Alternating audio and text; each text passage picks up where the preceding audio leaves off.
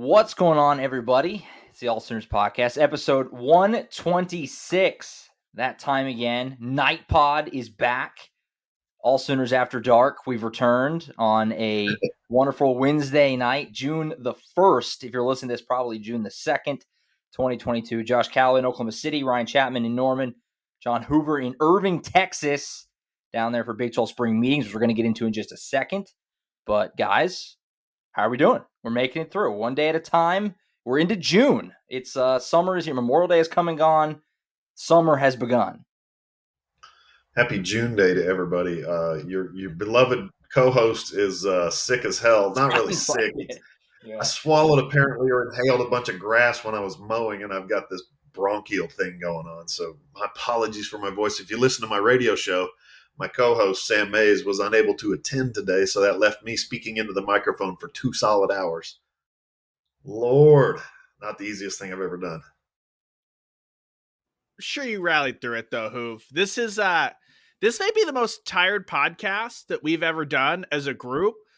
Josh, you were just coming off of up and back from OKC to Dallas and back a few times.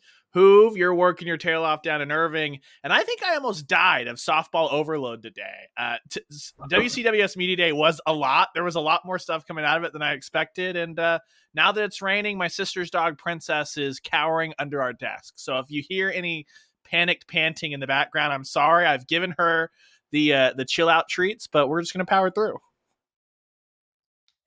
Yeah, that's the X factor of it all is the rain. Because I'm already, like Ryan said, I'm a little tired. I'm not horrible, but I'm a little tired. And I got up early this morning to go down to Norman for the send off. The baseball team left. Skip Johnson and players talked to us for a little bit before they left for Florida, and then just rained all day. And rain all day it makes me want to sleep. So I'm a little low energy right now, to be honest. But we're going to power through. We're going to make this. We're going to make this happen here tonight for the people on AllSooners Podcast 126. As we move into June, so we have a lot to get to. Obviously, it's a big time for the Diamond Sports, and we're going to get into that in a big way here coming up very shortly. We do want to start though with Hoove on location, Big 12 spring meeting. So Hoove, I think it'd be a good idea for you to just kind of intro what they are a little bit, because I'm sure a lot of casual fans or even fans who follow closely probably don't totally know what goes on. I'm sure you may have seen SEC spring meetings had just come and gone. There was a lot of Nick Saban and all that. This is the Big 12 version, obviously. Who was there? Got lots of great stuff coming out of there. So why don't you intro a little bit what's been going on so far for day one down there in Texas? So I'll try to sum it up as quickly as possible. In the Southeastern Conference, they have the big spring meetings in Destin, Florida, right on the beach. They have a soiree between the media and the coaches, the football coaches, basketball coaches get down there. And they have a get-together, and they have media sessions, and it's like another media day is what it is. It's like like another media day. Well, at the Big 12, they have the coaches and the athletic directors, men's and women's basketball and football coaches, and the ADs come to Scottsdale, Arizona. It's kind of the remnants of the old Fiesta Frolic that got everybody in trouble, got all the bowl games in trouble and the Fiesta Bowl in trouble. Well, that's at the beginning of May. At the end of May, or in this case, the 1st of June, they have the business meetings, Big 12 spring business meetings, and they have it right here where the Big 12 is basically located here in Las Colinas, in the city of Irving. And what they do is they get the faculty athletic representatives and the senior women administrators and the athletic directors. They get some student athletes, the reps that the student athlete, the representatives that they have. They all get together and they talk about the business of being in college football, college basketball, Big 12, and what it means to, we're going to look at scheduling and, hey, this year's, why am I here? I wasn't here last year. I wasn't here the year before. I haven't been here since 2016. Why am I here? Obvious. Number one, Bob Bowlesby is retiring. The conference is getting ready to have a vacuum of leadership. Some of you critics may say they've already had a vacuum of leadership. Number two, they're obviously inviting 4 new members into the conference. They're going to increase their membership from 10 to 14.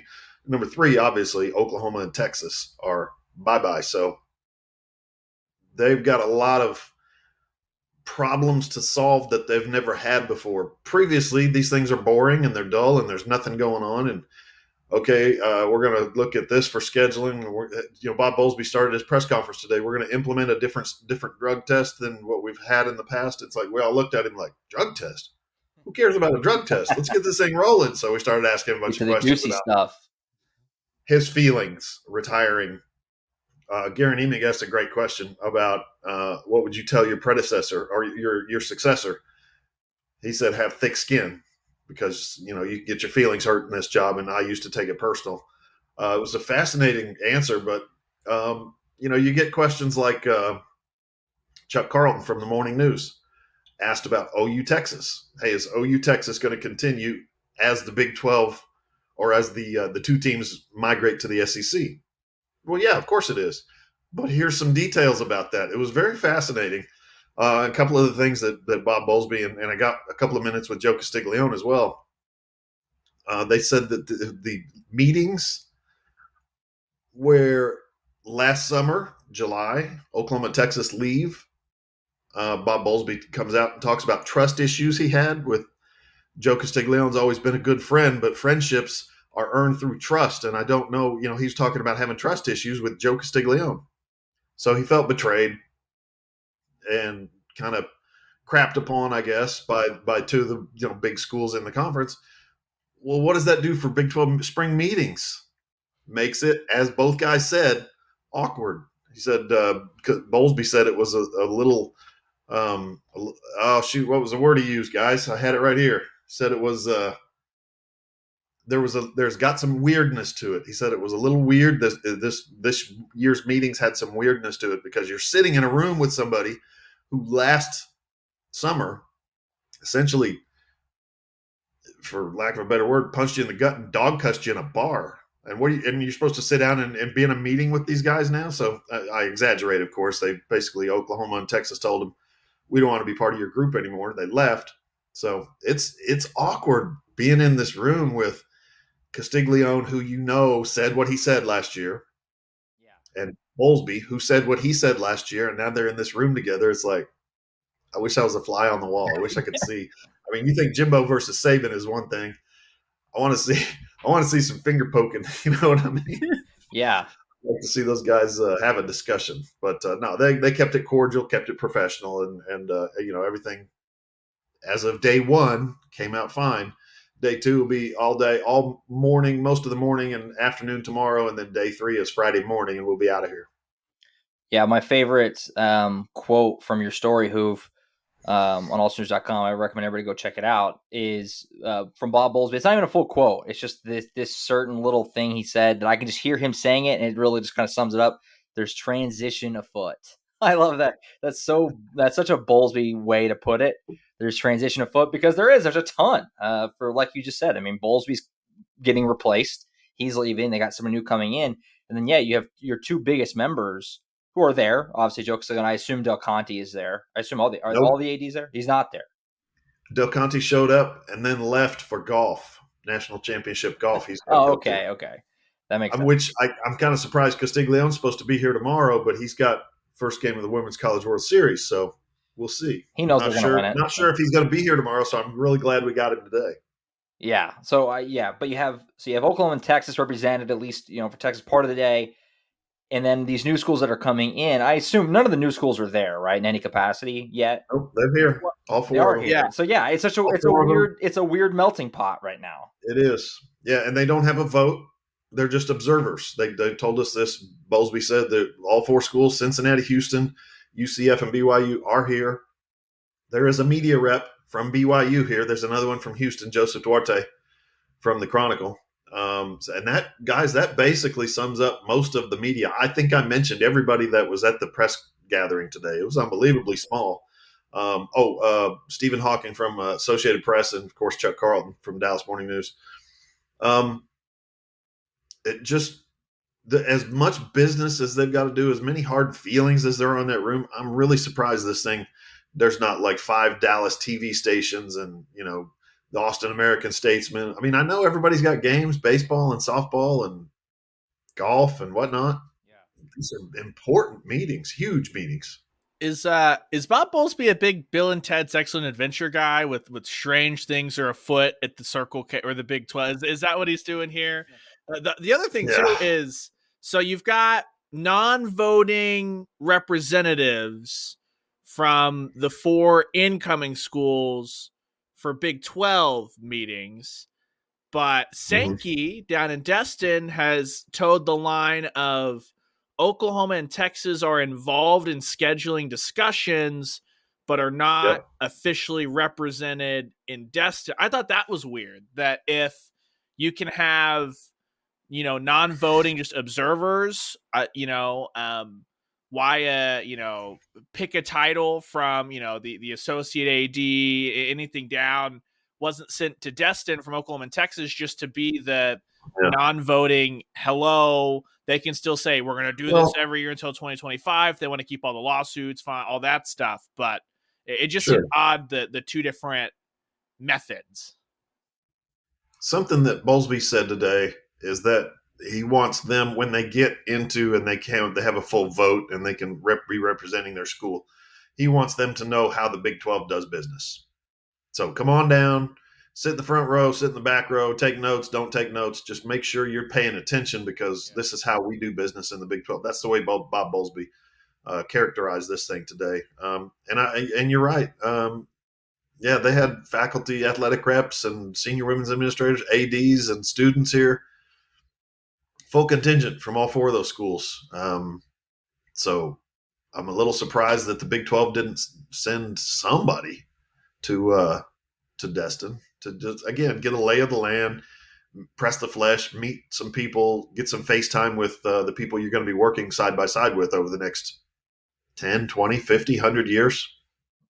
Yeah, absolutely. Let's expound on the OU Texas part of it.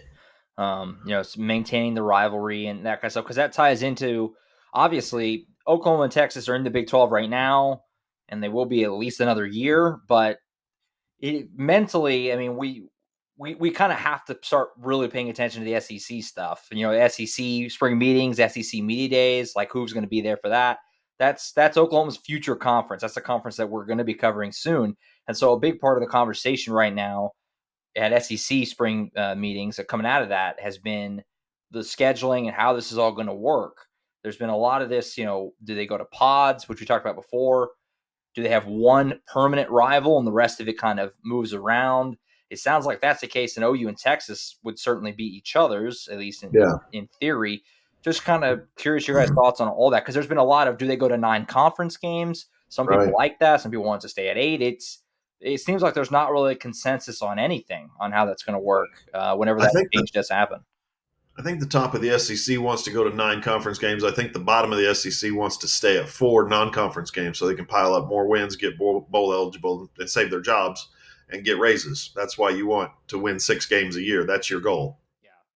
Yeah. In the SEC, though, if you could play 9 conference games, you'd have a 7-1-1 model maybe, where one rotates in every year or every other year. One stays permanent. Your rival game stays permanent. Listen, the NCAA has deregulated divisions.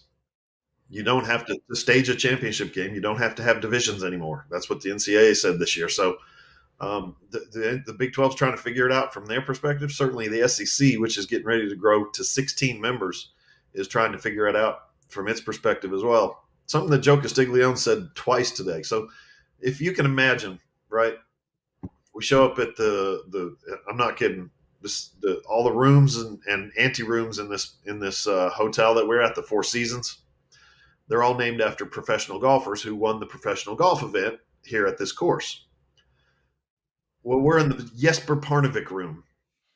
The media is. To which I asked somebody, does Jesper Parnevik know that you've debased him by putting the media in his room? Does he approve for this event? But so we go sit in the Jesper Parnevik room, and there's a bunch of work tables spread out, and everybody's sitting there. We're all typing on our laptops or uploading video or whatever it is we're doing.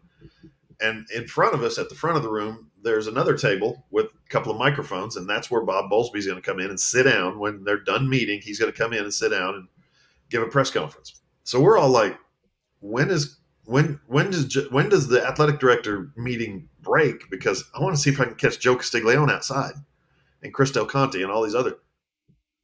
Well, they break about the same time commissioner's going to be coming up here.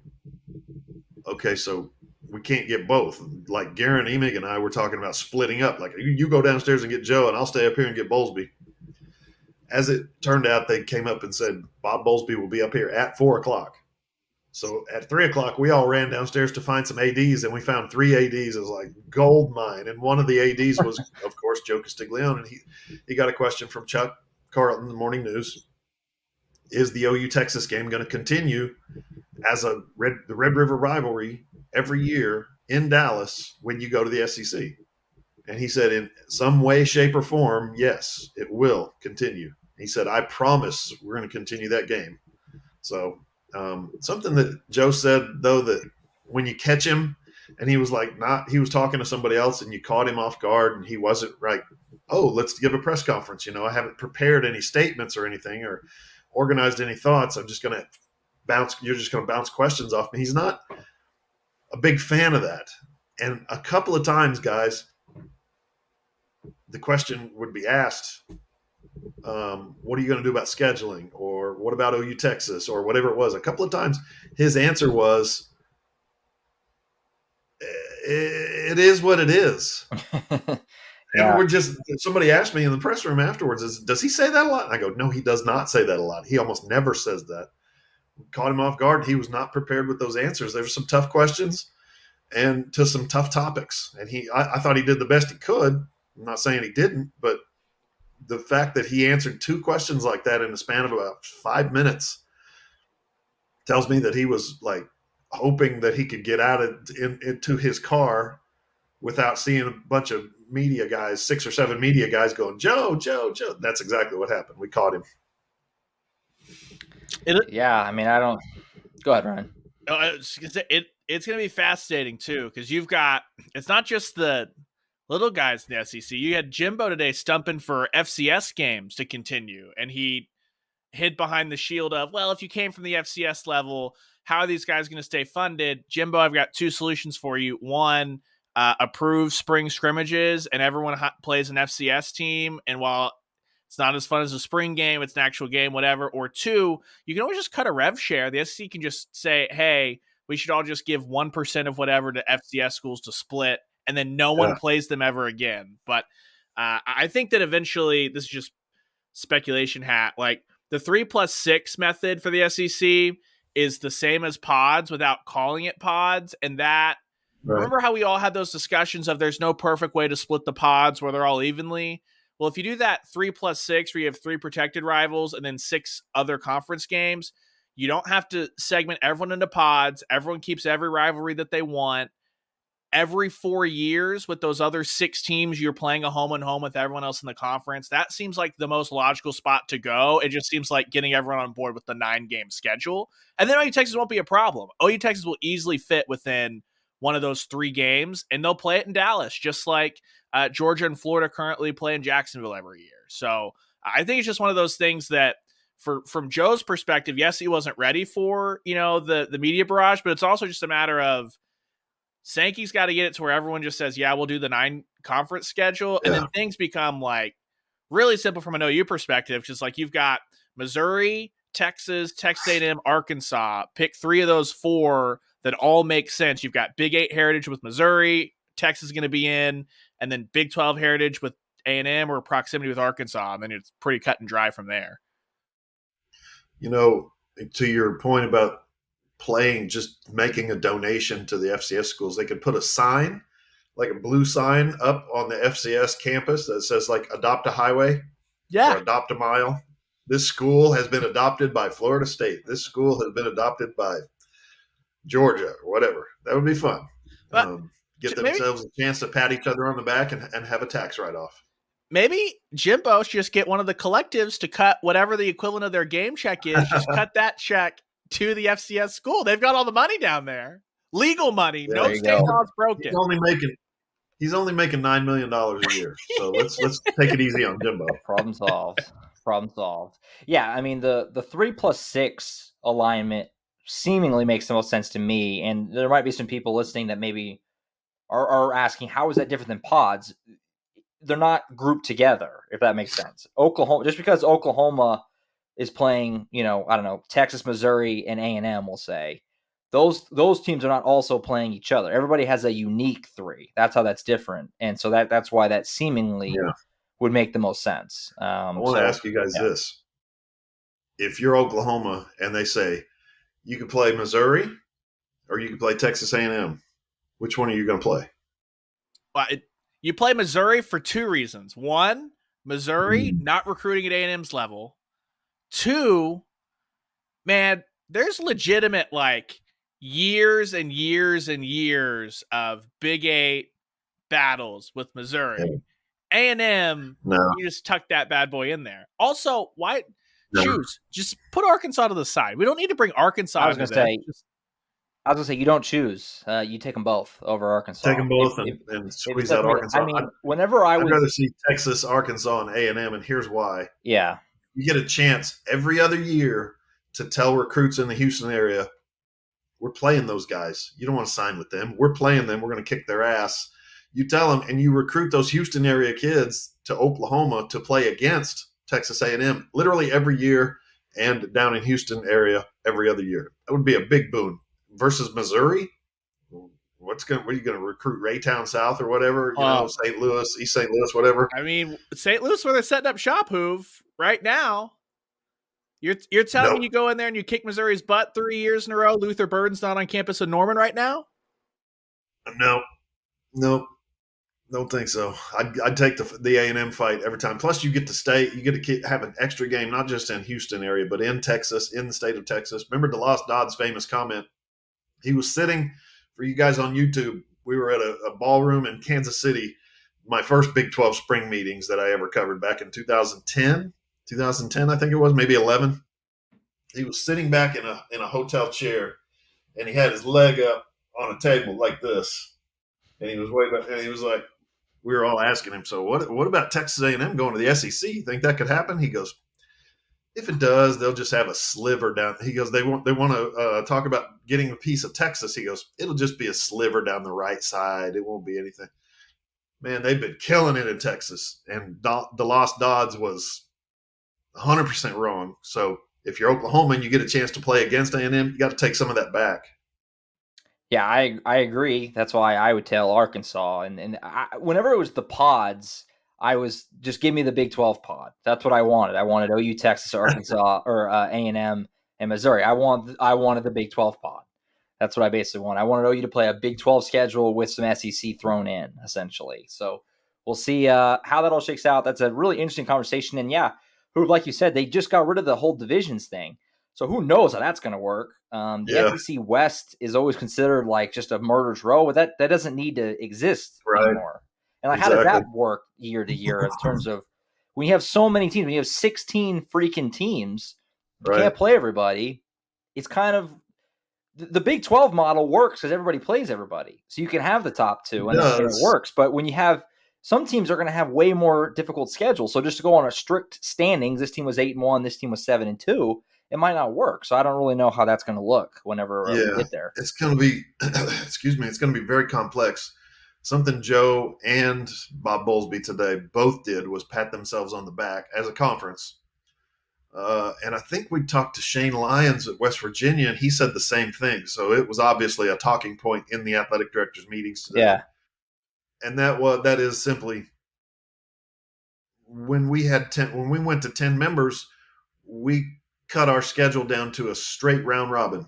9 games in football, 18 games in basketball. And it works brilliantly. It looks good in the standings. Everybody's on a level playing field. Nobody gets to play somebody and then doesn't get to play somebody else. It's everybody plays everybody. It's my favorite scheduling model. But they were all like, yeah, when we did this 10 years ago, everybody thought we were stupid and everybody hated it and everybody laughed at us. And then, here we are 10 years later. The NCAA deregulates championship games and says you don't need divisions anymore.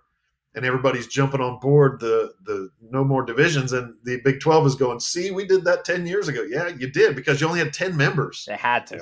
If you'd have constricted to 12 members from 14 or expanded to 12 members from 10, like you should have 5 or 6 years ago, you wouldn't be patting yourself on the back because, frankly, you would have to adjust your schedule. And that's the convoluted part.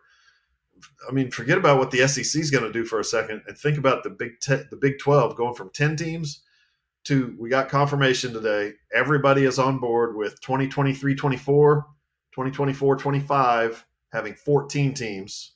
And then in 25 and 26, that's when OU Texas leave. Then it constricts back down to 12 teams. So everybody's on board with all those dates. Those were they lined those things up and put push pins in the wall and had the little yarn going everywhere, connecting all the dots. That's something today that really stood out to me as well. As everybody was saying the exact same thing about conference membership 23, 24, and 25. But it's going to be a hard schedule matrix to make up, man, however they decide. No, it'll be really easy. OU in Texas, congratulations. You're going to Cincinnati and Orlando and Utah. And, I wonder, and it's a bit of a radical idea, frankly, but I wonder if these conferences are so big, especially the SEC when they have 16, would there be any consideration for basically a mini tournament, a 4-team, like a semifinals in a championship game? You'd have to build that in your schedule to where teams have an open week there, and then games get filled in. I don't know how the number 5 team plays number 16, or however you want to fill that out from there. But you wonder if you almost would have to do something like that. Greg Sankey said he told his coaches and athletic directors to think outside the box. Don't dream too big. Dream about what you think you might want to do and let us know. So they have a big suggestion box in the SEC. A lot of people have a lot of suggestions, and that's one of them is having a playoff, having a SEC playoff, and then there's talk about an SEC playoff before the college football playoff, and then there's talk about an SEC playoff in place of the college football playoff. In other words, the SEC saying, "Screw you guys, CFP. We don't need you and your money. We got our own money." And wow, what a move that would be! What a power move by the SEC that would be. Let's open up Ryan's conspiracy corner for a minute. Again, I'm officially in favor of, bear with me now, it's a 9-game SEC schedule, conference schedule, but you only schedule 8 games. At the end of the 8 games, 1 versus 4, you're playing at 1's home site. 2 versus 3, you're playing at 2's home site. Those 2 winners play in the SEC Championship in Atlanta the next week. Everybody else, like you said, Josh, 5, 6, 7, 8, 9, 10, all the way through 16. That's how you finish it out. You get some bowl-eligible matchups of a couple of 5-win teams battling it out, along with the semifinals. One of them plop. You play that bad boy at 3:30. One of them in prime time. Ooh, baby, it'd be fun. I think in that scenario, the 15-16 loser has to get relegated. Let's go like Premier League style, and you bring in the best team from the American or something to replace them. Southern Miss and now we have some drama. The 1 year Tulsa wins the American Athletic Conference, they have to go back to the SEC. Yeah, no, that would be bad. Great. They would get relegated right out the next year, but that year would be awesome. See Alabama play at Chapman. That'd be awesome. I would. Can you imagine Tulsa just running with their 1 year, $100 million check, just like, we did it. I love it. So yeah, lots of fun conversations.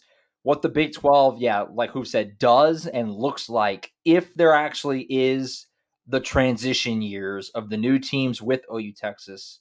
It's fascinating to me. So that's gonna be fun to look at and talk about all throughout the next season and into next off season if that's actually the way we head. So something to keep an eye on. Who will be still at spring meetings next couple of days. So more stuff coming out of that. Be sure to keep up with that on AllSooners.com. One more quick thing before we take a break and get to some other football stuff. We got some kickoff time. This is always kind of fun.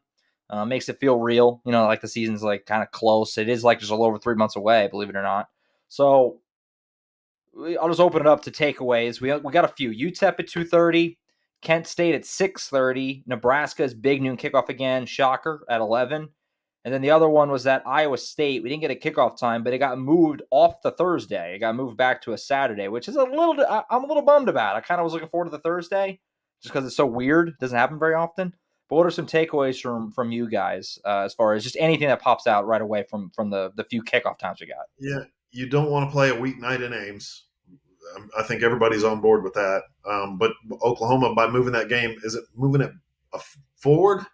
Back. No, so moving it back 4 days. 2 days. 2 days from Thursday to 2 Saturday. days. So you lose your built-in open date there. So They had a double bye basically in a way, like an extended 10 bye, days off. and now you don't anymore. Yeah. Yeah, exactly. So that's one, and then obviously the Nebraska game at 11 a.m. Big noon kickoff. It's the Big 12's most visible spot. It's also the Big 10's most visible spot. Hey, a Big 12 team and a Big 10 team, traditional rivals, makes perfect sense. It's not good for travel for sports writers. Not at all. No. I got you guys a couple of rooms in Salina, Kansas. Hell yeah. Closest I could do.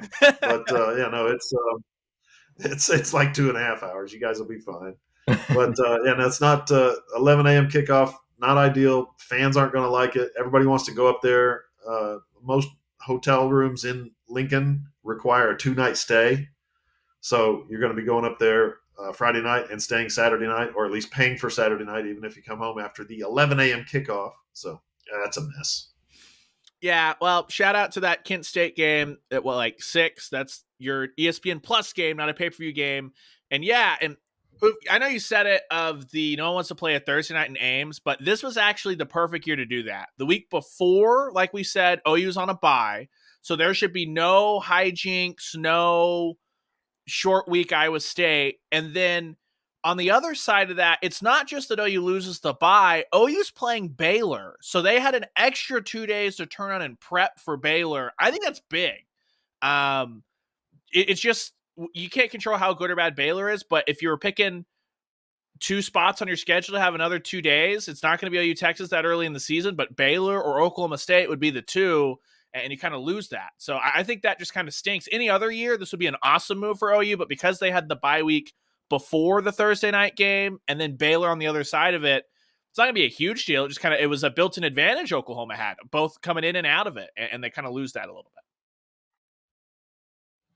Yeah, as the one guy on this podcast who is outside for these games, really the thing that jumped out to me is that UTEP game is going to be hot as it gets. It is going to be spicy that day. 2:30 kick on September the 3rd in Norman.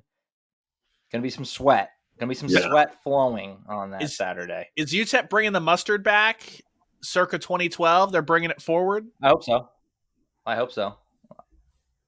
That would be something. Although I don't know if the mixture of sweat smell and mustard smell might be a little much, and student section freshman first game barf smell and all of that. I don't know if I can handle all of that mixed into one. There's gonna be some passing out that day. It's gonna be heat. Now it sounds like you're talking about the Red River rivalry. That's what it's going to be like. Corn dogs wafting over the bar. That's precisely what it's going to be like. And just like that Texas-Alabama game is going to be at 11 in Austin. Oh, pray for everybody. That's on turf. At least Gaylord family's not turf. The turf, man, like the last baseball game, home game, it was like 90. We went down to talk to players after the game. The turf, man, it just radiates off it. It is so hot. I don't know how they're going to manage that Texas. There's going to be some burns, I think, that day, just from like getting tackled. So, but yeah, hot. And like I said, always kind of nice to get some kickoff times. Just makes you feel good. Makes it feel like football's kind of around the corner, which is always kind of nice. Just nice. Nebraska, I would have loved for it to be at night.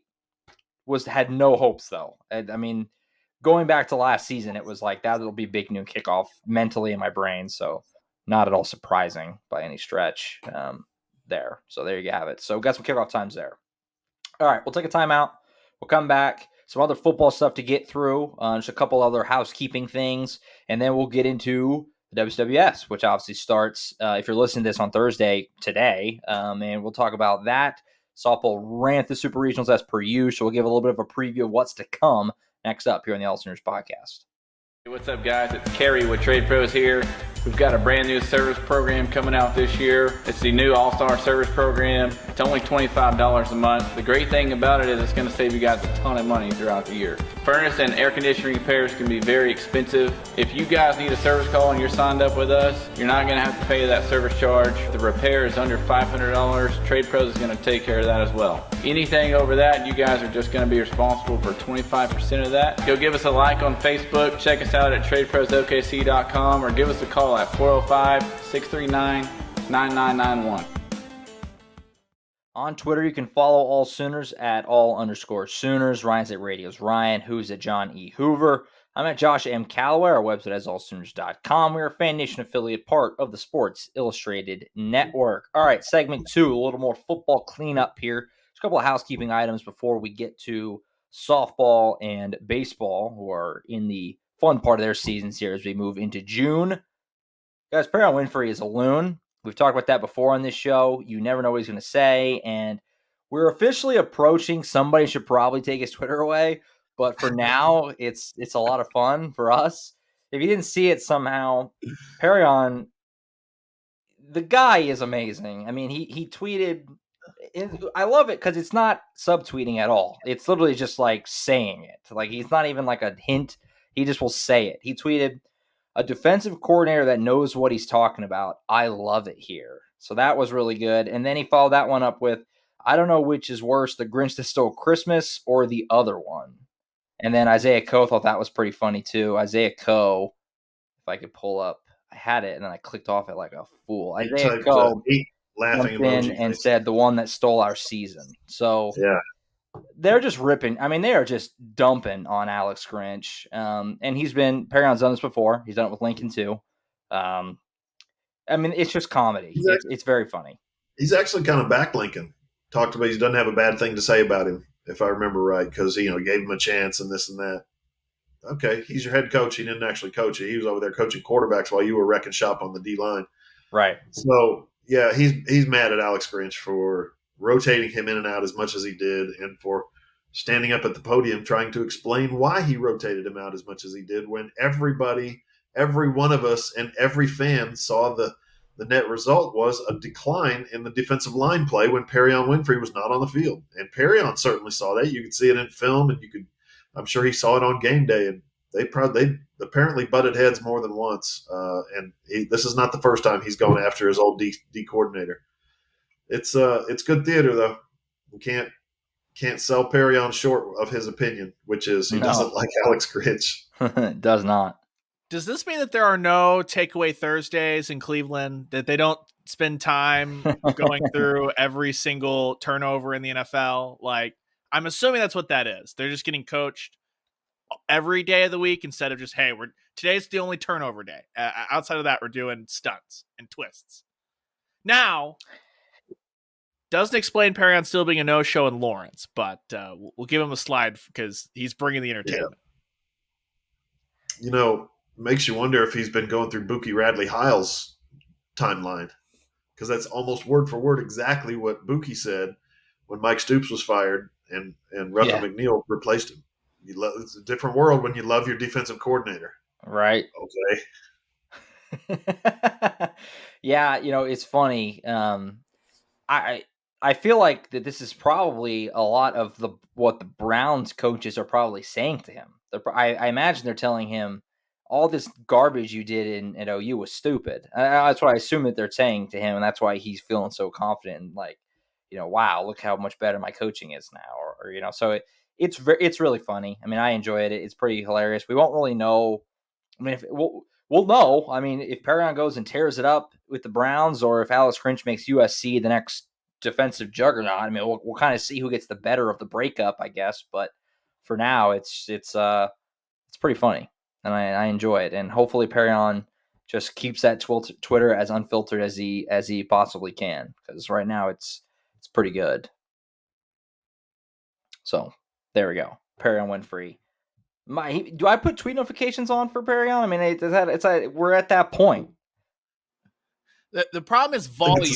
You have to figure out how much Perron tweets, dial that down to what percentage of those tweets are just dunking on Alex Grinch.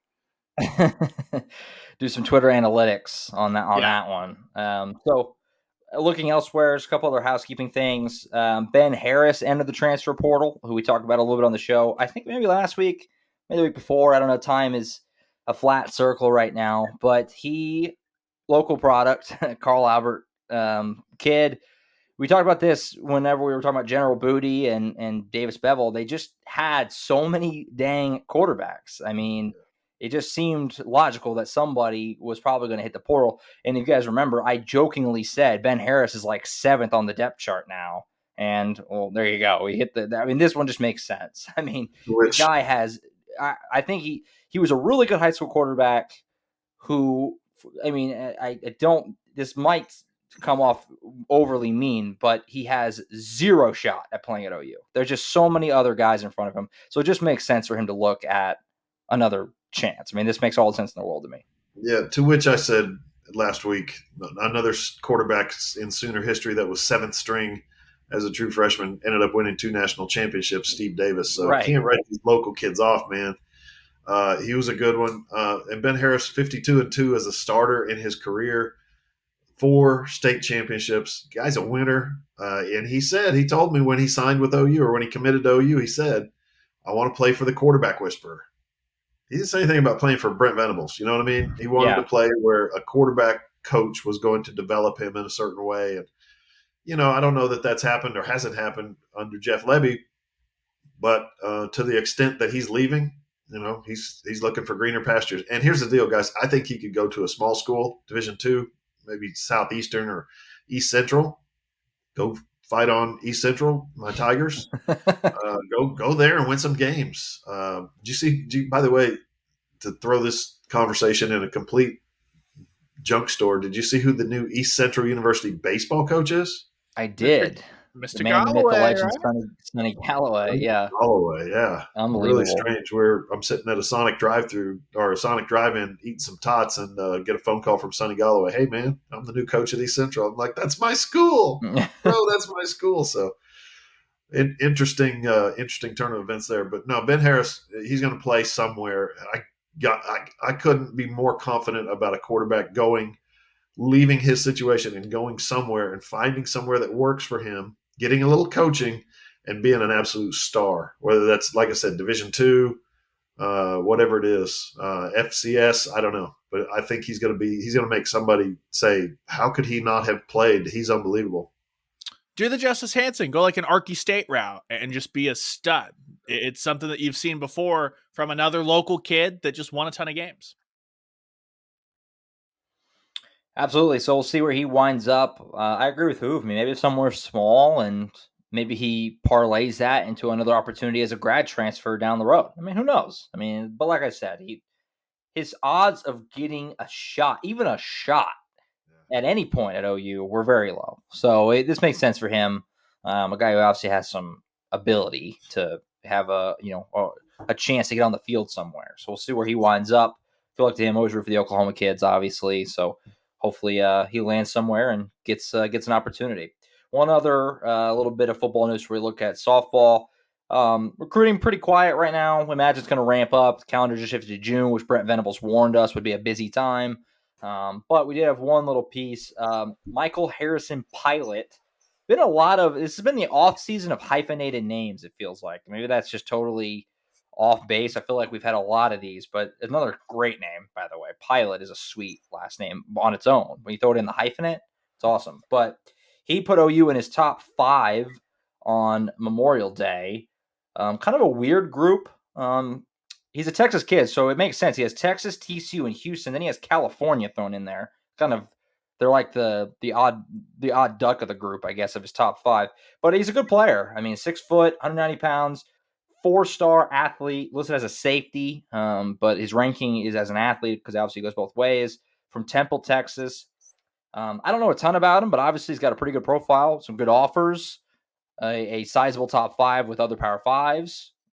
What do we think about this young man, and what could he be if Oklahoma brings him in? And obviously, Ryan, you can run point on if you'd like, since you wrote the story on AllSooners. Yeah, so first off, like Oklahoma needs wide receivers, right? After in this class, the Cozart flip, but this is another guy that we talk so much about If you remember back to the Elite 11 a couple, 2 months ago now-ish, when we talked about, hey, isn't it really cool that Jackson Arnold got to throw to Peyton Bowen, who is currently a Notre Dame commit, and Ashton Kozar, who was there at the Elite 11. Well, Harrison Pilot was also one of those guys that was there, right? He's one of the elite receivers in the state, physical guy, built that he's one of those guys that he can run by you and he can run through you. So this would be, if you're telling me you lose Kozar and you pick up Harrison Pilot, they're not the same player, but you're getting the same caliber of player there. So it's interesting to see what those numbers will kind of look like, is if they're able to stack a bunch of those guys. If a guy like a local product and a Cole Adams comes into the fold, I think that just people who follow OK Preps and stuff like that will be like, yeah, give me a Harrison Pilot and a Cole Adams and let's ride. I think people would be stoked with that. So he would be a quality guy to bring in. And if you bring in Harrison Pilot, people aren't going to be thinking about Kozar for very long, I don't think. So you got Ryan that he's being recruited as a wide receiver. You're saying to, because like I say, he's listed as athlete. His little position thing on his recruitment profile actually says safety, but obviously as an athlete, he does go both ways, and it does make sense for the reasons you just said, with Kozart flipping and all that. So we'll keep an eye on that. We'll learn more about him as we move along. But yeah, put OU in his top 5 on Memorial Day. Let's not. It was just him. But let's not have Memorial Day be the new 4th of July. Let's just avoid holidays. Let's let days off be days off. Real quick. Any recruits out there listening to this, it's the world of NIL, okay? If you're building a brand, free tip. Memorial Day, where's everybody? At a lake, in a pool, drinking beer, not on their phone. 4th of July, in a pool, at a lake, drinking beer, not on their phone. You know when people are getting hyped? On a Wednesday morning, randomly in the middle of the week at like 10 a.m., they're at work. They want to go look up your highlight video. That's going to be their token bathroom break as they get on Twitter and start scrolling or whatever.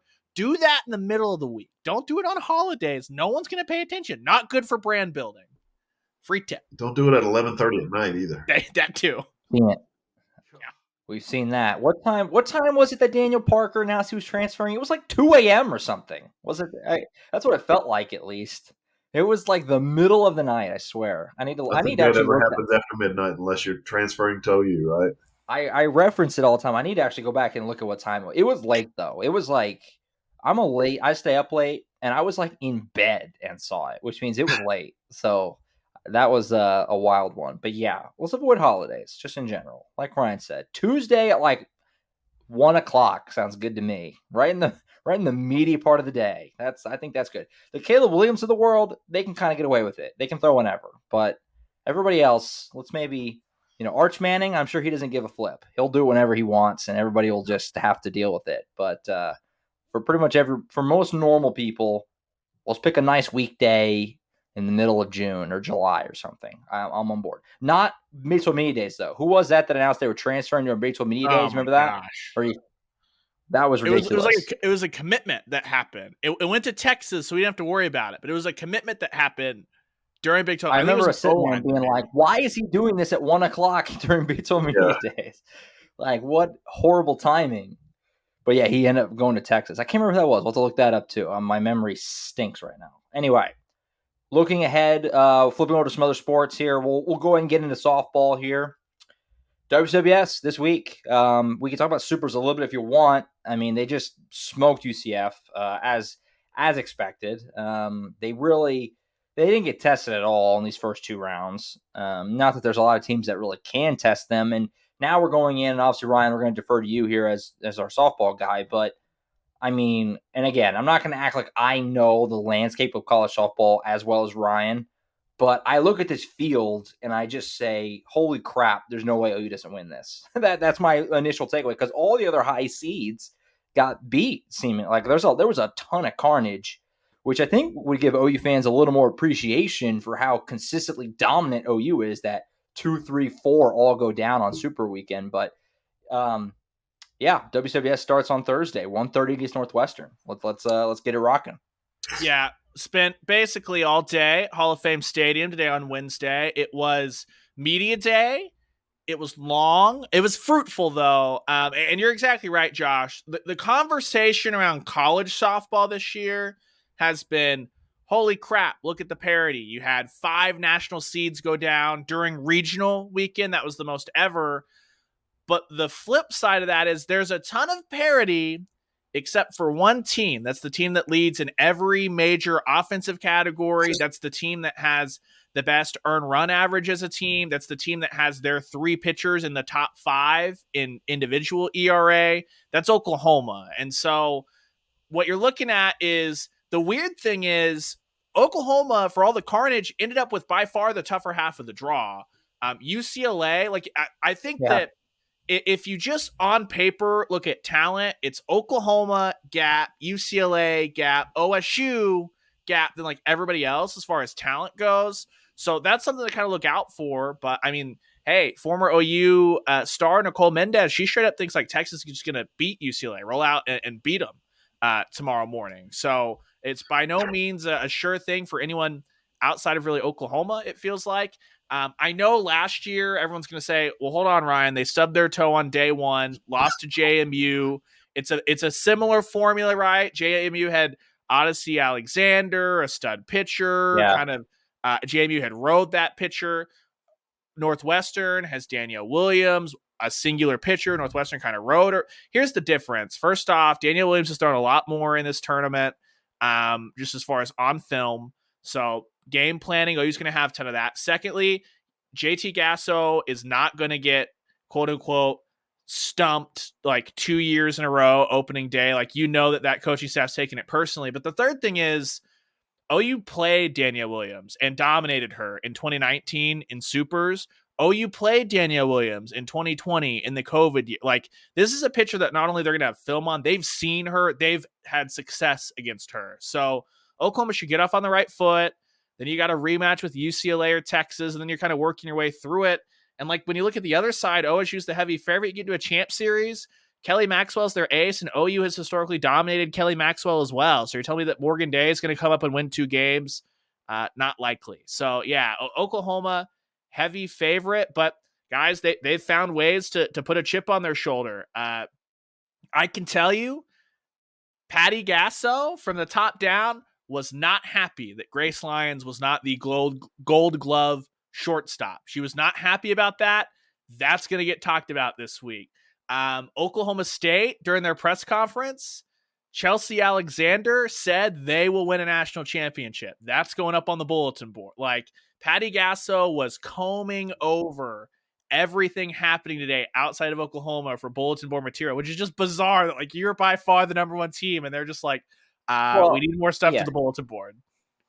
Yeah, well, Patty Gasso is a top scholar of the Nick Saban School of Manufacturing any kind of, underdog mentality. So that's not surprising at all. Yeah. They're disrespecting you guys. You got to play better. They're disrespecting you. They don't think you're good enough. It's a fantastic recruiting strategy. It's a fantastic coaching strategy. Listen, I know there's a lot of pressure on Oklahoma. You know how I know this? Rogers State University up in Claremore won the Division II national championship in softball. Oklahoma City University over in Oklahoma City just won the NAIA national championship in softball. Oklahoma State is in the same field. Oklahoma is an overwhelming favorite. Guys, how do you compartmentalize that if you're not the small school stuff? I know that doesn't matter to OU, but just the fact that everybody, and I mean everybody, except for maybe Oklahoma State, expects you to win the national championship this year. That's got to be an enormous amount of pressure, emotion, all that stuff. How do you divvy that up if you're a softball player? Well, and the funny thing is, so all year long, it started in the preseason press conference. Patty Gasso immediately was like, look, we are very much you don't look in the rearview mirror in this program. Whatever you did last year, it doesn't matter. Wipe all that away. You can't compare yourself to last year's numbers. That puts you in a bad mental spot, all that stuff. That's been like the rallying cry, right? Today, it totally flipped in 2 areas. This area is one of those where she's like, okay, I've said all year long that it's not time to look into the rearview mirror, but you know what? Now we need to look into the rearview mirror and look within ourselves and go, last year we came into this event as the heavy favorite and we won. So how do we take that experience of what worked for us last year as far as dealing with the pressure, dealing with all this stuff? How do we spin that forward to be a benefit for us this year so that we can come out and win again? Patty Gasso has that experience. She's gone back-to-back before, so she knows what it takes on that front. And then frankly, the other thing that you didn't have last year is, remember, I know that the way that Giselle Juarez pitched at the World Series, we all remember, oh my gosh, G Juarez, she came back, she overcame the bicep injury, look what she did. It was a roller coaster, up and down, even through supers up until the Women's College World Series. You have not had anything close to that. Nicole May's better. Hope Troutwine has the #1 ERA in the country. And oh, by the way, Jordy Ball, Patty Gasso just flat out said it. She didn't mince words. She said, you will see Jordy Ball pitch this weekend. And then what she danced around is she was asking to follow up if there's a pitch count on her. And basically, in more or less words, she's like, we're consulting with the doctors, with Jordy's family, all that stuff. She'll have a pitch count is basically what it amounted to. Patty just wasn't going to put a number on it. That's something that you didn't have last year coming into this event. They're not looking to go, one of you guys has to rise above it. They're like, you three just need to pitch the way that you've pitched all year long, and no two teams can combine to beat us twice. Yeah, they're the best team by a lot. So we'll see how it shakes out. Real quick, all three of us, scale of 1 to 10, how likely is it that Oklahoma, when we do this show next Wednesday, that Oklahoma's playing for a national title this time next week? I would throw it at 9.8, super, super high. They've outscored their opponents in the NCAA tournament 53-2. Now, as Ryan pointed out 2 weeks ago, they got the easiest regional. They did. As the #1 seed, you should get the easiest regional. Yeah. You deserved it. You earned it. That's not a knock. That's a fact. Number 2, they got a pretty easy, the highest seeded super regional host, or regional host, which was a super regional, 16th seeded UCF. They've had it easy so far. They're getting ready to get into some teams that they haven't faced in this postseason.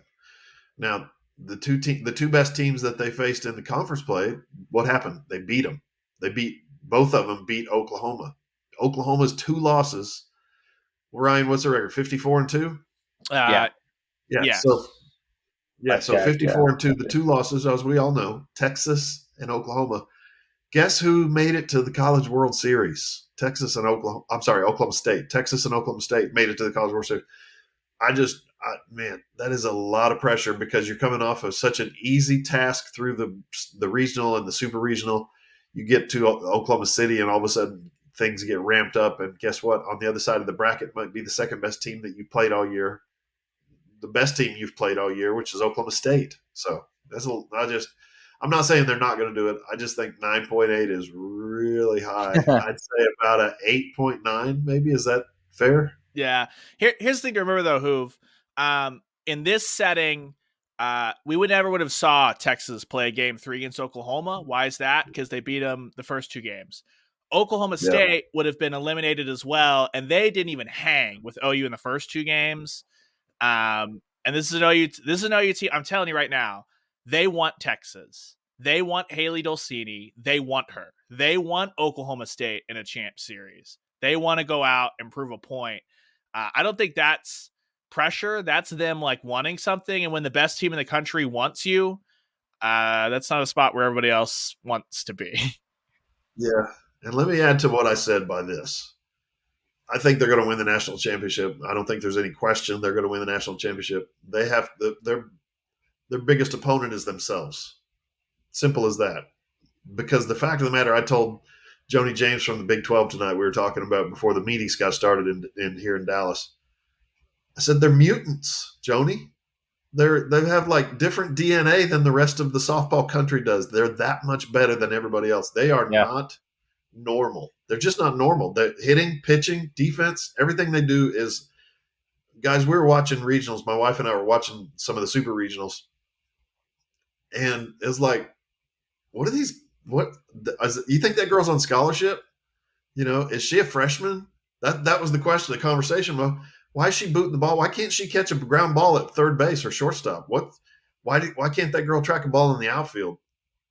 The plays that we see out of this Oklahoma team every day that they make look routine, other elite level, super regional level softball teams struggle with that kind of stuff. A hard hit ball to the third baseman, and she has no idea how to scoop it up. Jana Johns is all over that. Grace Lyons is all over that. They're not normal. So I don't think there's any question OU's going to win a national title. I think it's going to be if they're going to have to overcome their own internal challenges to do it. Yeah. Mike White today, real quick, he was asked about like the power changing, and he's like, yeah, just by the way, I've never ever coached a 21 home run hitter, and you just got 3 of them casually just hanging out on their roster. Yeah. That's a dude that's coached a ton of elite softball at Oregon and some really good stuff at Texas. Like OU's just built different. Yeah, no, I mean they are the definition. Like I think they've retired. They maybe have retired the phrase like make it look easy, because they really have broken the sport. I mean they like it. It's broken our brains watching it, because it's so effortless the way they're able to hit home runs. Like they really like you watch them play, and it's like they need to push the fences back or something. But it's only them. Only they are doing it. You know what I mean? Yeah. So OU softball's a cheat code right now. They are. I mean, they, like I said, making it look easy is a cliche, but that's absolutely how it is, because they just don't even have to hit it good, and it's homers, and like they pick everything. Like who was saying it? Every pitcher dominates. It's like it just isn't. Yeah. I don't even know. You're out of word. We've been saying it all year jokingly, but like I don't know what to say. Every week we do this, I never know, because they just roll. And the question to me is not if they win or not. I think they're definitely going to win. It's just a matter of, do they stumble or not? Do they go 59-2 and finish this thing, or is there a hiccup somewhere and they have to, like Ryan likes to say, take the scenic route? That's really the only question to me, because they're going to win this thing. And I'll look like an idiot if they don't, but I'd be stunned. So we'll see how that looks. Actually, next week. You'd look like an idiot if you said they won't win. You'd look like an idiot if you said anybody else is staring you in the face. If that other team wins, it would be a total fluke that somebody had beats Oklahoma right now. Feels that way. And let's Red River and Bedlam for the Natty. Like that's obviously way more fun than anything else. So let's go ahead and just have that happen. And UCLA, if you're a UCLA player, are you like, dog, what scheduling is this? We play at 11 a.m. That's 9 a.m. California time. That is brutal. That is not good.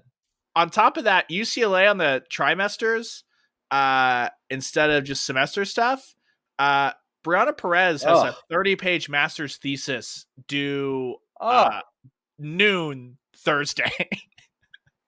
Jeez. Oh my Lord. Yeah. So she's cramming it. She's staying up late right now, you're saying? Yeah. Basically what she said is that anything like me, she's got halfway to go right now. Yeah. Well, UCLA is the only team that has to schedule study hall into their WCWS week. My God. That's brutal. That's no good. So yeah. Let's see how it goes. So it all gets going Thursday, 1:30. Ryan will be there. Intern Ross will be with him, Ross Lovelace, and I'm actually going to be there as well. In and out, me and Hoover will be at Hall of Fame Stadium throughout, kind of coming and going. We'll see how things shake out. But for the most part, we'll have a pretty full house every single game throughout this thing. So there you have it. All right, we'll take another time out here. We'll come back. We'll go over to baseball. We'll talk about them. What a week for that team in Arlington, and they're getting ready for their NCAA tournament run starting in Gainesville on Friday. We'll also have a little bit of basketball cleanup as well coming up next on the last segment of the AllSooners Podcast. Hey guys, John Hoover for Trade Pros. Listen, they got something special going on at Trade Pros. It's the All-Star Service Agreement. Sign up now for just $25 a month, and the guys at Trade Pros will come out twice a year for routine maintenance. Plus, you get up to 2 pounds of Freon every year at no charge. And get this, if your heating or air unit needs work, it's not going to cost you anything if the repair is less than $500. And if it's more than $500, your cost comes in at just 25% of the Trade Pros price. It's the All-Star Service Program. Some conditions apply, so give the guys at Trade Pros a call, 405-639-9991, or hit them up on the website, tradeprosokc.com. Final segment of the AllSooners Podcast here, episode 126 on a Wednesday night.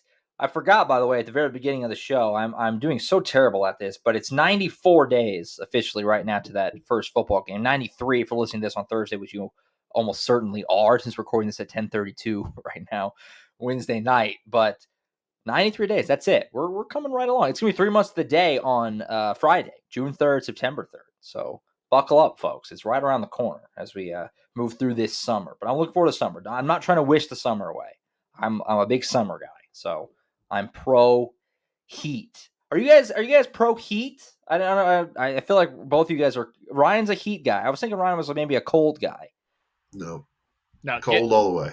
Chilly, Heat. overcast, gray, drizzling. It's the best weather there is. I want heat. Give me straight oven heat. Get me in a pool. I always joke. I joke with Madeline. I'm always like, I can't wait till we live in Arizona because it's just the hottest, driest, burn your face off state that there is, and that's where I want to be. Just give me straight heat, 365. That's what I like. I'm pro the movie Heat more than anything else. Give me the movie Heat over anything. Not the Miami Heat chokers. So weather this weekend, by the way, it might rain tomorrow in Oklahoma City. It's kind of spotty, but it's actually not going to be that bad at Hall of Fame. This has been a weirdly not that hot softball run so far. Supers, I think, was pretty hot. I wasn't there, but the regional weekend was cool, and this weekend for WWS is looking kind of cool too, which last year it was like blazing the whole time. So far so good. Hoove got burnt to a crisp out there. He was well done out on the concourse at Hall of Fame. So we'll see if I can avoid that. Yeah, throughout. You're still recovering. Sunball. Absolutely. Nothing will top how burned I got at Elite 11. So my legs, I still feel a little burned on my legs from that. That was like 3 months ago. So, all right, wrapping up here. We'll get to some baseball. Incredible week. I mean, in Arlington, if you haven't kept up with it at all, I mean, that team hadn't even won a Big 12 tournament game since 2018. And they just ran through that sucker. They're firing on all cylinders right now. They went 4-0 at Globe Life Field, won the Big 12 tournament, first time since 2013. They're pitching well. They're hitting well. They're playing good defense. It's all working. And they're playing their best at ball of the season right now. They're piping hot. Now, they came up short of hosting, somewhat controversially. I wasn't real confident in them getting a host. I thought if they won the tournament, they had a shot. And they did. But the host were announced before the game was over, so that, I thought, effectively neutralized any chances that they had, and they didn't get one. But they got a relatively favorable draw. Guys, what a weekend it was in Arlington. I mean, that's as good as I've seen OU baseball play in years. I mean, they're rolling. How does the NCAA selection committee justify? They have to be absolutely embarrassed. First of all, they make their selections before their host selections before the tournament's over. That's kind of on the Big 12 for holding their game too late. They got to move the game up or move it up a day, move it up earlier in the day, whatever. But the first place team in the Big 12 standings, the second place team in the Big 12 standings, and the third place team in the Big 12 standings do not host a regional. The fourth place team hosts a regional, and the fifth place team hosts a regional, which tells me the selection committee was saying to the Big 12, your conference sucks. None of the games that you played within conference matter. The only thing that matters to us is the RPI. How did you do out of conference? Asinine. And I was talking to someone at the Big 12 today. Asinine. And she's like, yeah, no, we don't get it either. We don't understand how they handed these things out. So it's an embarrassment for baseball. Well, and I don't even think that the conference title game's on the Big 12, because you can't tell me that the NCAA has to give everyone the extra day notice when you have to apply to host a regional. And of the top 40 in RPI, 38 schools put in a bid to host a regional. So you weren't, oh my gosh, these 16 schools need to know ASAP. If you put in a bid, you hold all that personnel and everyone say, hey, look alive. If we get the regional, we're all rolling this weekend.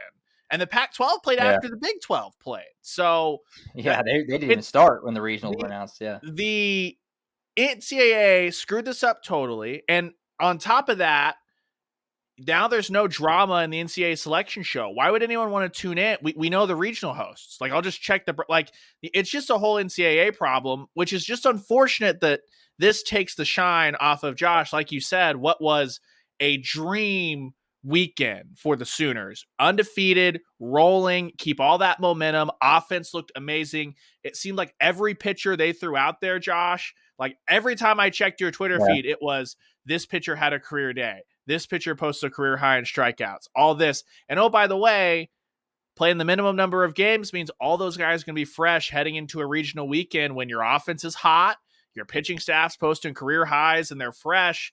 It's all the recipe for the team that you don't want to see on that 2 line in your regional. Yeah, it's tough with the regional host. I mean, it sure feels like Oklahoma should have been. And, I defer a lot to Kendall Rogers, who D1 Baseball knows the sport as well as anybody on this earth. And he was beating the drum big time for how is Oklahoma not hosting. And what's crazy, too, is not only are Oklahoma State and Texas hosting, who Oklahoma obviously finished above both of them in the Big 12 standings, and they won the tournament. They're comfortably hosting. Oklahoma State is hosting a super. They're 7-9. So they were in comfortably. And so it seems extra odd that you gave the Big 12 the respect there when their RPI doesn't warrant 7-9. But then you, like who was saying, you kind of the other way. TCU wins the Big 12, doesn't get one. Oklahoma wins the tournament and finished second and didn't get one. It's strange. And I can't fathom the announcing them before the games are over. And I talked to people on the Oklahoma communication staff, and they told me that if we're going to host something like that, they definitely want as much time as possible. So I don't know if it falls on the Big 12 to move the game up, because this never used to be an issue, because they've always done this, but the game used to be earlier. So nobody cared, because whenever Fox had the television, the game was at like 2 or something, and it never was an issue. Now ESPN has it. They threw that thing at 5. That way it would be after the SEC championship game, of course, and then it ran right into it. So it was a messy situation. It kind of took a little bit. I don't want to downplay, because it was a great week, and winning that tournament was a big deal, but it took a little bit of the, it was like the 8th inning, and I think OU fans were so excited, and that announcement was made, and then it kind of took a little bit of the steam out of it, right at the tail end there. But, what are you going to do? The Porter Moser thing from last March, guys, where the Sooners didn't get into the NCAA tournament because they didn't have enough quad 1 wins. Remember that? They played a lot of quad 1 games, but they didn't have enough wins. Well, okay, I know we're talking basketball and baseball, 2 different sports, 2 different judging criteria, whatever. Is it really when two different judging criteria when you tell one team that you didn't get into the tournament because you didn't have enough wins, but then you go to baseball, they're 18 wins is third against the top 50, RPI top 50. 18 is third in the nation. Only 2 teams had more. I'm pretty sure Tennessee was one of them. So to have that many wins against your metric, which is top 50, the RPI, and you're third in the country in wins against that group. And what's the excuse now? I think we all know what the excuse is. It's the stadium. It's not going to pack it in. They're not going to sell enough tickets. It's not big enough. It's not new enough. It's not fancy enough. I think we saw a lot of new stadiums, teams with new stadiums get in the tournament. I don't have that data in front of me, but I think there was an overall feeling that if you had a new stadium and you were a bubble team, you got to bid, you got to host. So that's something that maybe the improvements that are coming to the stadium will be something that helps in the future.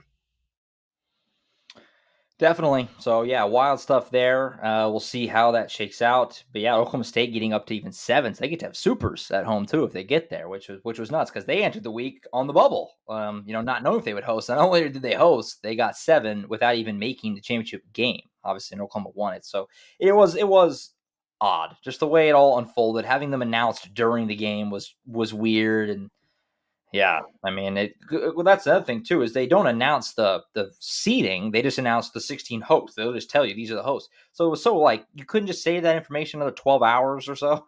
But, I don't know. It's an odd thing. But looking ahead to this weekend, play Liberty up first. They're going to Gainesville. They're going to Florida's region, who's number 13.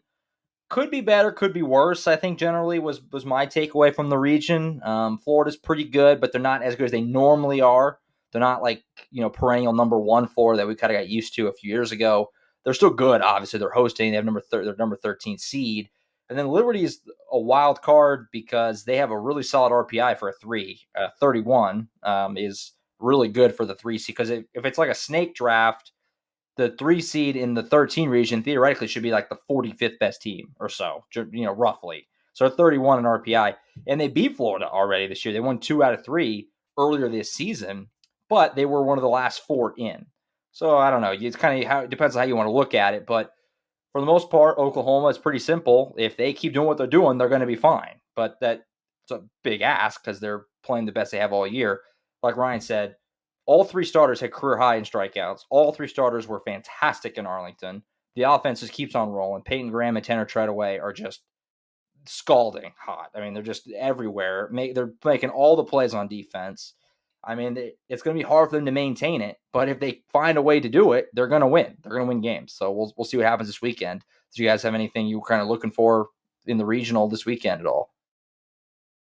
Just weird of the NCAA to send 2 SEC teams to 1 regional, man. Thought you're supposed to avoid that in conference play. You usually split that kind of thing up. Absolutely. So we'll see how that shakes out. I will say I like their super regional pairing. I like that. Relatively. Same thing. Could be worse. They're paired with number 4 Virginia Tech's regional. That's a better draw, in my opinion, than one of the big SEC teams or one of the high Pac-12 teams, Oregon State or Stanford or something like that. That is a better situation. The ACC is not as stiff of a baseball conference, a little top heavy. I mean, the team that played in the NC State was like one of the big, can't believe they got left out. ACC didn't have a lot of respect in this.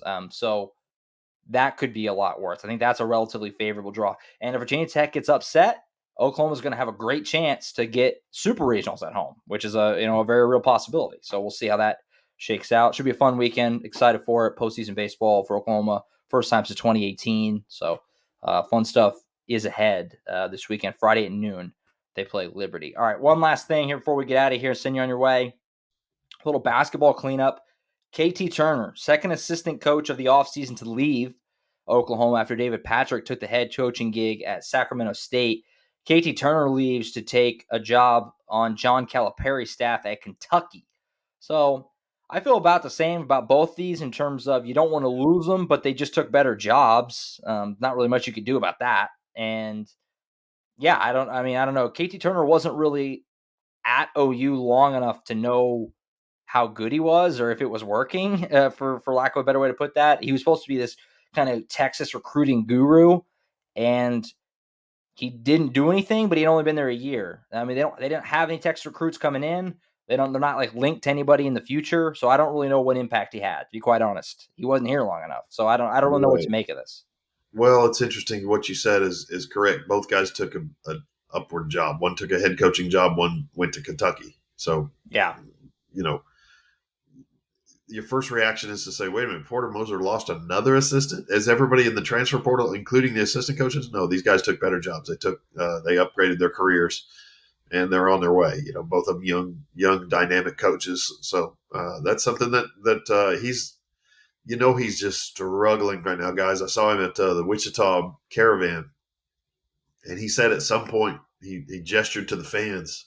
You got a question from Toby Rowland about the transfer portal, and he gestured to the fans and he goes, guys, we're trying. Like you could tell there was a frustration that had built up with all the guys that had transferred away. And at that time he had lost a coach, and maybe he knew this one was coming as well, but he's got to be just building up frustration. As positive and as enthusiastic and energetic as he is about everything he does, to look up after the season they had and had it cut kind of out from under him to go to the NIT, and your off season starts like this, he's probably just going, what next? So you got to feel for him. Yeah, I know Top Gun's all the rage in the streets right now, rightfully so, but we need to pull on some more different Tom Cruise material to describe Porter Moser. The hits just keep on coming, man. And this is not a look underneath all the stones, what is happening in Norman. Like you said, 2 coaches, assistants taking just better jobs. It just, for Porter, it's so wild considering that post-game press conference at St. Bonaventure, he was so pumped about this sucks, this loss sucks, but we get to build a culture. We get to build on this year 1 into year 2. And now you look, no Elijah Harkless, no Moshe Gibson, no David Patrick, no KT Turner. You know what I mean? It's one of those things that that'll be an interesting storyline of the season. They're either going to make the NCAA tournament and be better in year 2 under Porter despite all of the losses, or they'll be like in a treadmill running in place saying this was like year 1 redux just because you had to replace so many people over again. Yeah, that those comments are like old takes exposed a little bit. Yeah, because they aged very poorly. He lost a lot of guys, but didn't expect him to lose to the portal. Who's ever expecting coaches to just leave? You know what I mean? So that's a tough scene. But what's crazy is that all they've lost in the transfer portal, 2 coaches, 2 of his top assistants, and it's still, at least in my opinion, in a way better shape than when he took over. I mean, like, he still has more players to lean on, the Groves Bros and Jalen Hill and Bijan Cortez and CJ Noland and these freshmen coming in. And he still has a couple of assistants that are his guys, Clayton Custer and Emmanuel Dildy from Northwestern. Like, he's, as much as he's lost, it's still got way more in place than when he took over last year, which kind of just goes to show you how crazy of a job he stepped into last year, where he had just nothing in place and it was expected to like compete, and he did, and almost made the tournament, which is really, I think, amazing in its own right. So yeah, I mean, that's that program taking a bit of a beating this offseason, but they've weathered it fairly well. We'll see who they replace on the coaching staff, if they just promote up, like I said, with like Clayton Custer, or if they bring in new guys, or, I mean, you have to bring in new guys to replace the jobs, but yeah, we'll see how that shakes out over the course of the summer. So there you have it, a little basketball cleanup there. All right, guys, that's it, I believe, for this show. Another one in the books. Busy weekend ahead. We have WCWS coverage Thursday and presumably Saturday. Baseball coverage Friday, Saturday, presumably Sunday. And spring meetings. Hoover will be there again, like I said, Thursday and Friday. A lot going on. Like who said last week? Last week was one of the busier weeks. This week is right there with it. It's a dead heat. Spring football business meetings. How boring does that sound? And yet we got headlines out of it today. So yeah, looking forward to more content the next couple of days. I'm bringing my pillow pet to Hall of Fame Stadium. We're not leaving until a national champion's crown. Man, that's how it felt last year. Felt like lived there last year. So anything to improve. Hopefully no big rain delays, and Please, let's just God. avoid that. Please, Lord, do us. You guys remember my hotel story?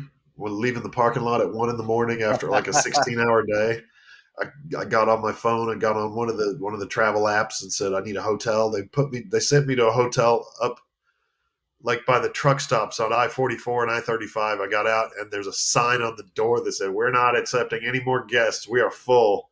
I'm like, "Can I have my money back?" And they said, "No." I mean, I got on the phone. I was like, "You owe me $35 for the deposit on the room." And they said, "We're not paying that." So Oklahoma City gets a little crazy during softball time. And you need that $35 at Walmart for a new set of clothes, too.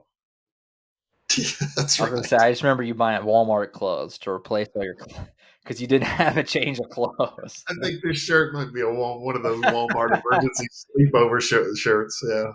Who knows? Amazing. So hopefully we avoid, like I said, you were burnt to a crisp and couldn't find a hotel. So hopefully we avoid any planes, trains, and automobiles, adventures like that this time around. So hopefully it's a little smoother.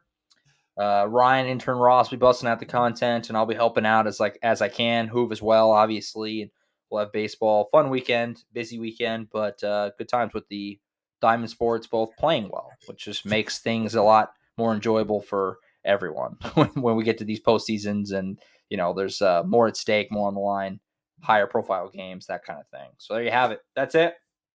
Thank you so much for listening. We'll be back next week. I think normal time. Can't promise it. Never know what's going to happen, but let's assume normal time. Let's assume normal time next Wednesday for the next week's show. We'll be previewing potentially softball in the national championship. We'll find out if they make it there. We all think they will, but hey, if they don't, you're going to want to listen to us talk about what the hell happened if they didn't. For baseball, how they did in regionals, are they still playing, all that good stuff. Obviously, all the football stuff that'll be coming out over the next few days, spring meetings, things like that, and anything else that comes up along the way. That's it for us. Catch that show, all the shows on iTunes, Spotify, Google, iHeart, or wherever you get your podcasts. If you have an Amazon-enabled device, just say, "Alexa, play the AllSooners podcast." It's also posted on our website, allsooners.com. Click on the playlist on your phone, your tablet or your computer. For Ryan Chapman and John Hoover, I'm Josh Callaway. We'll catch you guys next time.